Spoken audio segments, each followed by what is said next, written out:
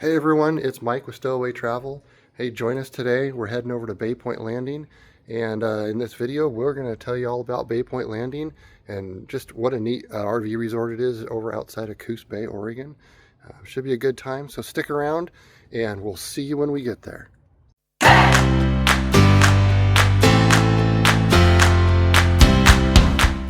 Well, everybody, we made it to Baypoint Landing. We're here hanging out, give you a view. We're in actually Site 13, and we're going to take you around for a walk, take you around this place, and so you can check it out. But here's a quick view from the back of our RV and what this all looks like.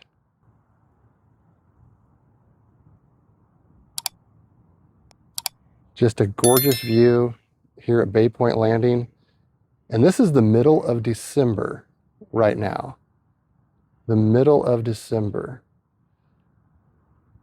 So come along, we'll take you for a walk and check out the rest of Baypoint Landing as we walk through. As you can see, here's kind of the layout of all the sites. You've got, well, let's go back over here. I just skipped right over everything for everybody. So these are all sites that are like either a motorhome, and some of them can go in, or trailers or back in, and you get this view of the water back here. So those are all kind of like the bay front ones. And then as you kind of sweep around here, you've got some interior ones. Then you got some other ones that we'll check out as we walk around. That back up to kind of the forest over there, which is really kind of cool. So we'll keep walking and we'll get over there and we'll check out the ones that kind of back up to the forest. Hang out to the end of the video because we'll talk about some prices too. Depending on the time of year you come, this is variable pricing that they do here. So we'll talk about some of the costs. As we walk through here, these are all the sites that back up kind of to the roadway up there. You get a little bit of noise, but it's not too bad. This is where we normally stay at. The site that I showed you earlier where we're at, that's actually the first time we stayed in the bay side of it, which is really nice. But these are pretty nice sites too. Lots of space in between them. And they just back up in there. And, you know, with our 40-foot RV, we've stayed in several of these back here, fit just fine. And even the site that we're in right now, we fit just fine with our 40-foot fifth wheel. So good sized sites. But these are all ones that back up to the roadway, to the forest back there. These are generally a little bit less expensive than the bayside sites on there. So these are all some of their pull-through sites in here. So if you're a kind of person that, you know, no backy, you don't like backing into things, these are good pull-through sites that you can come in. Pretty easy to pull through. They've also got some pretty good space in between them. A little bit closer together than the forest back-end sites. But for those folks out there that, well, backing just isn't one of their strong suits, these pull-through sites, they work out pretty well. And then they've got more campsites, even up at the top section. They got more back-end sites all the way across, more back-end sites. And then you can see even more Airstreams that they rent out. But more back-end sites, you can see the cabins back there, all the way down. And it just gives you that gorgeous view back there. So some more of the amenities. This is actually the check-in area. This is where you can pull in. There's a propane tank over there. You can buy propane here in case you happen to run out. But some nice pull-through striped slots there. You can fit a couple people in each of those slots. And you just pull in there, go in and check in before you get things taken care of. And we're going to kind of head there next. Sorry about the sunshine. It's a beautiful day here. But boy, does it make it a pain in the butt for videoing when you got the sun just blaring down on you. But this is kind of the bulk of buildings for checking in. And then they got something special here. So hang out for a second and we'll show you something cool that they have at this resort. Got a cool little workout room. Get your exercise on. Nobody's using it. Can't imagine why. You're here to vacation, right? Not here to hang out and exercise. But nice view, looking out over the bay from the treadmills. They've also got an activity room, so you can come in. Kind of all the cool stuff they got in there. Some books, nice little couch. Another couch. Shuffleboard. Nice windows and a lot of daylight. And check that out. That is so cool. That is a Scrabble board on the wall. So you can come in and you can play Scrabble. You can't play Scrabble board, but you can play Scrabble on the wall. Just a neat little activity room. Very family friendly. Nice big TV. Maybe the game's on or something good to watch. Come in here and hang out. And this is the Cove Lounge, so another building. Set up real nice. Lots of places to sit, eat, hang out, enjoy family and friends. So they got a little wet bar in there, stuff like that. This is their pavilion building. People are allowed to use this. You're able to just walk right in. Got a cool fireplace, some nice seating for a lot of people. And so you can just have a gathering in here, and really kind of cool just to get your family together, come in here, or friends, and just hang out, especially like if it's nasty weather outside and you're just trying to get everybody together. Really neat place. So yeah, they've got a pool here. Isn't that cool? They've got a pool. There's a cool shot with the sun hitting off the pool. But they got a nice pool here. Looking out over the bay. And it is steamy in there, so it's a nice heated pool. Can be used year round. So at both the bathrooms, they got a bathroom up top, and they've got a bathroom down below, kind of close to where we're staying at. They both have dog wash stations. So that's kind of cool. You can come here, you got your little puppy dog, just like we have Juno. We could bring Juno here, and they got some shampoo there, and they got a dog wash station. And then it takes you right around, and you can come in here. And so inside the bathhouses, they got nice showers, individual showers with its own toilet, nice shower stall in here. And yeah, I did check. Hey, you can see me in the mirror. And I did check to make sure there's nobody in here before I started filming, just so we didn't panic anybody. But they've got 1, 2, 3, 4 shower stalls plus a separate men and women's bathroom.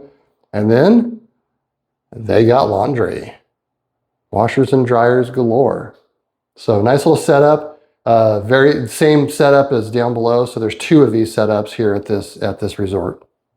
So as we round the corner here, you're going to see this isn't just an RV resort. They've got cabins here that all face the bay, and they might be a little bit spendy, but we'll talk about the pricing later of kind of what they run. Once again, it's all dynamic and variable pricing depending on the time of year and the season and if it's a holiday and stuff like that.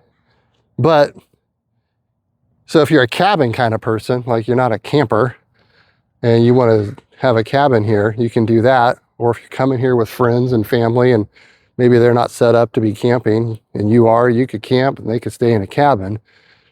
Or if they want the camping experience and skip the cabin, well, they also have Airstreams. They got probably a dozen or so Airstreams here that you can actually rent, and you can get yourself the camping experience and enjoy it that way. So that will always be an option for you too. If you don't have your own trailer or own camper, but you want to have the camping experience, or maybe you just want to come try out the camping experience before you buy a trailer and see if that's something that you enjoy, well, this could be a place for you to do that at. And here's a view out the back of one of the cabins that faces the bay.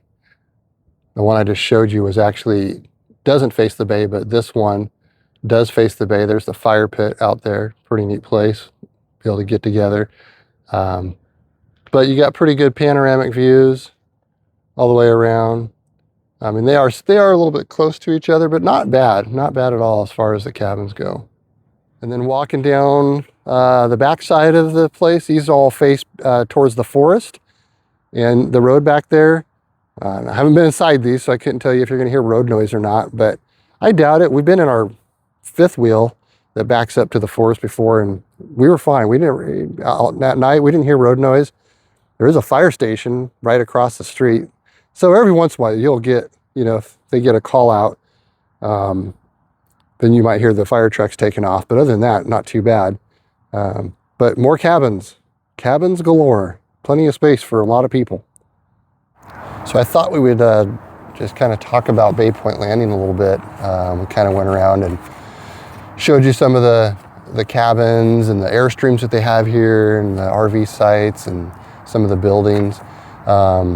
We talked about like the cost of what Baypoint Landing is. And like I said, it's kind of dynamic variable pricing that they have here because of the fact that they have springtime, wintertime, fall, summer rates. And so I kind of grabbed a few rates just to let everybody know.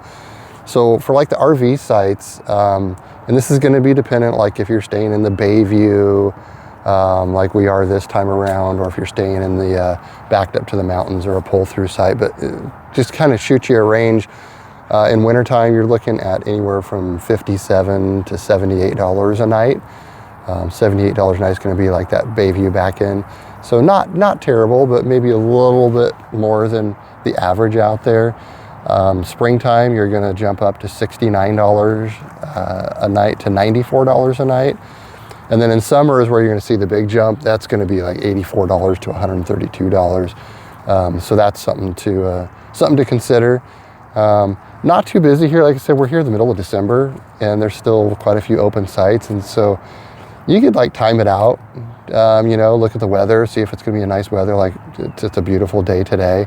And you could pretty much, plan that out and then just head over for a weekend or something like that and get some decent weather out of it. If you're not an RV type person, not a camper, now keep in mind, we're glampers, right? We're not super campers, we're glampers. We stay in our Keystone, our 40-foot fifth wheel, and we like to have full hookups all the time. We like those accommodations and those amenities, so we like going that route. But as far as like, if you don't even own an RV, but you still want to come over here and have a cool place to stay, kind of down on the bay outside of Coos Bay, you can stay in one of their cabins. And once again, the prices range depending on the time of year and the cabin, whether it's the waterfront. I think some of their cabins are a little bit bigger than other ones too, can sleep a few more people. And like I said, we'll post a link down in the description of this video so you can kind of see, you can go on there yourself and kind of check it out. But with their cabins in the wintertime, you're looking at anywhere from $169 to probably $252 a night, depending on the cabin you're going to get. Springtime, it jumps up to $174 to $254. And then summer, really, once again, just like the RV sites, it pops up there pretty well. You're going to be anywhere from $284 a night to $379 a night. Now, I will say on the cabins, I checked out some of my suppliers. As you know, I'm a travel agent, and I've got dozens and dozens of suppliers for hotels and stuff that I can look at. And I do have a few suppliers that I have found where I can actually book these sites. And so once again, it's going to vary in price depending on the time of year. But there's a chance I could probably get a better price on it during these times of year. So you can reach out to us and see if we can help you out, see what it looks like. So that's if you're a cabin person. If you're like, man, we really like to experience the camping, but we don't have our own camper, our own RV. We don't really want to pay for the cabin, but we'd love to just go over there and just camp. Maybe it's just a couple of you, maybe two, maybe a small family. They got those Airstreams over there that we showed you. And the Airstreams, you're looking anywhere from wintertime, they're about $120 a night during the winter. And during the spring, they're about $123 a night. And during the summer, they're around $212 a night. So once again, pretty big jump when you hit the summer. The other thing to keep in mind during the summer is, I believe you have to stay more than one night. So I think they have a 2-night stay minimum. and they might even have that on some of the holiday travel times. So just something you want to look at, like if you're booking it, you want to kind of look at that and think about that. But yeah, either way, those are, yeah. So that's Baypoint Landing. There's some prices for you to kind of get you started. Like I said, we'll put a link in the description to this place, so you can kind of like research a little bit more on your own. If you need any help with that, you know, feel free to reach out to us. Maybe you've stayed here before. Put a comment down below what you thought of Baypoint Landing and things you enjoyed. Maybe things that you did around here, so others can see that. You know, as you're coming out here, it's just outside of Coos Bay, heading towards the beaches. So you got beaches out here that you have access to. There's Shore Acres State Park just up the road. Just a really neat area to come and visit and hang out. So if you've enjoyed what we've shown you through this video of Baypoint Landing, we would love it if you'd like to get more content. We'd love it if you'd subscribe to us. Click the subscribe button up there, hit the like button, and feel free to watch more of our videos out there. Other than that, have a great day, and we're Stowaway Travel.